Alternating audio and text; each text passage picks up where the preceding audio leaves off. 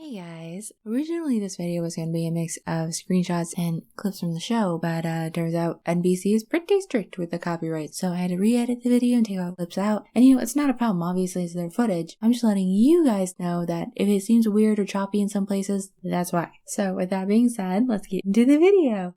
I mentioned recently that I really wanted to start a "Hey, wasn't that series?" kind of inspired by the ABC Soaps in Depth articles of the same name, but I'm not sure about the name. I almost went with Spotted, but work in progress. But either way, I definitely wanted to start with Rose McGowan's appearance on Law & Order SVU. Because not only is it really cool to see an actress that you grew up watching on a different show, but she also did such a great job. Like, Paige is a very, well, as Rose said, a very fun and colorful character. I wanted her to be more colorful and goofy and young, and again, as she's gotten older, as I've gotten older, I wanted her to become a little bit more refined and still colorful, but not every color in the spectrum, which I really think suited her for the first couple of years. But Rose is also very good at tapping into that sort of dark element, and obviously you didn't really get to see that with Paige because that's not her nature. So that's one of the reasons I find this role so fascinating, because it allows her to do that. But you know what, maybe I'm giving away too much too early, so with that being said, let's dive on into the episode. So, Law & Order Special Victims Unit is a police procedural crime drama show that began airing in 1999, and for the first 12 seasons, the show kind of focused on the characters Olivia Benson and Elliot Staler, who were both detectives in the Special Victims Unit and ended up becoming partners who worked together to try and solve various crimes.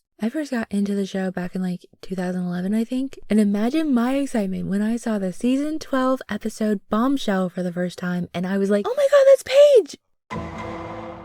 So, in this episode, Elliot and Olivia are investigating the circumstances that led to a man named Jerry being attacked at night, and even though he survived the attack, he's now in a coma, so we can't give them any clues to help them find his attacker. So, their search leads them to a sex club where Elliot and Olivia pose as patrons to try and scope the place out and see if they can figure out if anyone there had anything to do with the attack. And that's where they meet Cassandra Davina. Olivia is then approached by another couple, and Cassandra seizes the opportunity to pull Elliot into a back room where she probes Elliot, and as they talk, he notices that she has a scar on her neck, and she tells Elliot it was courtesy of her ex-boyfriend Doug, who had made a scene at the club a week ago threatening Jerry. So this gives the detectives their first real lead, and they also learn that it wasn't just Jerry visiting the swing set. It was also Jerry's wife, Jane, as well, who conveniently forgot to mention that when she had spoken with the detectives previously. She admits that yes, they both go to the club, and when the detectives ask her about Doug, she asks if they think he's the one who attacked Jerry, and agrees to describe him to a sketch artist, which is just as well, because Elliot and Olivia go back to the swing set, and who should show up but dear old Doug. And of course, once Cassandra realizes Elliot and Olivia are cops, she bails. So the detectives question Doug, but they don't give much. However,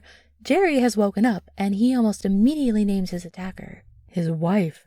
Yeah. Turns out Jerry had been draining their finances to lavish Davina with gifts, and when he blew off his work trip to go spend time with Davina, she got drunk and she snapped. So the detectives had no choice but to cut Doug loose, but they do follow him to see where he goes, and turns out he goes straight for Cassandra, who is not quite as overdug as she claimed to be. They arrest the two of them and take them back to the station, where Elliot and Olivia make it clear that they're on to Cassandra and Doug's little scheme. Cassandra tries to manipulate Elliot, but it doesn't work. And just when it looks like Cassandra might crack, in comes a lawyer to save the day. A lawyer paid by Cassandra and Doug are arraigned, but due to them both being flight risks, their bail is set for $250,000. And it's clear that Cassandra plans to ride this gravy train as far as it's gonna go. But the DNA results the detectives collected from Cassandra and Doug reveal that not only are they indeed linked to what happened in Florida, but the two of them are also twins. They go to talk to Cassandra, who doesn't see anything wrong with it. The detectives try to spook her by telling her that they told Jerry about it, and she says that, you know what, it doesn't matter because Jerry just called her and Jerry doesn't care. But Elliot and Olivia realize the implications of what Cassandra said before she does. And you guys, this scene is the whole reason I wanted to cover this episode. Because in this scene, Cassandra walks into Jerry's house to find that he killed her brother. Right, honey? No! No! Oh no, leave me! And that's where the episode ends. I mean, I know that Cassandra and Doug were not very nice people, but still, oh my gosh, it's so hard not to feel sorry for her in that last scene. She did an amazing job, and I don't think it gets talked about enough. Honestly, I haven't seen a lot of her acting projects, but if they're anything like this, then I can't wait to see them. I also found these behind the scenes clips from the episode, which was really cool. I've never seen these before. Hi, I'm Rose McGowan, and I am playing Cassandra Davina on Law & Order SVU. My initial reaction when I got the script was, one of laughter, mostly because I've been sucked into so many Law and Order marathons, SVU specifically, that the idea of being on it was hilarious. My character just has to do what she has to do. You know, everyone's gotta make their way in life somehow, and apparently she's chosen just kind of a slightly off the beaten pathway. People that are sociopaths aren't aware that they're sociopaths. You know, I mean, they're not. It just is what they do. This is like, you know, what she does is like the same as getting up and brushing your teeth. It's just in her DNA. There's a picture of me in page 6 that was taken while I was filming with Mariska, and I'm pulling like a kind of a goofball face, and that is actually what I'm like. And so I don't know how I wind up in certain parts that I wind up in, because they really are nothing like me. It's just luck of the draw. I really don't know. It's nothing planned out. I seem to either be trying to ruin the world or save the world, you know, generally in my roles. Someday I'll just be in the world.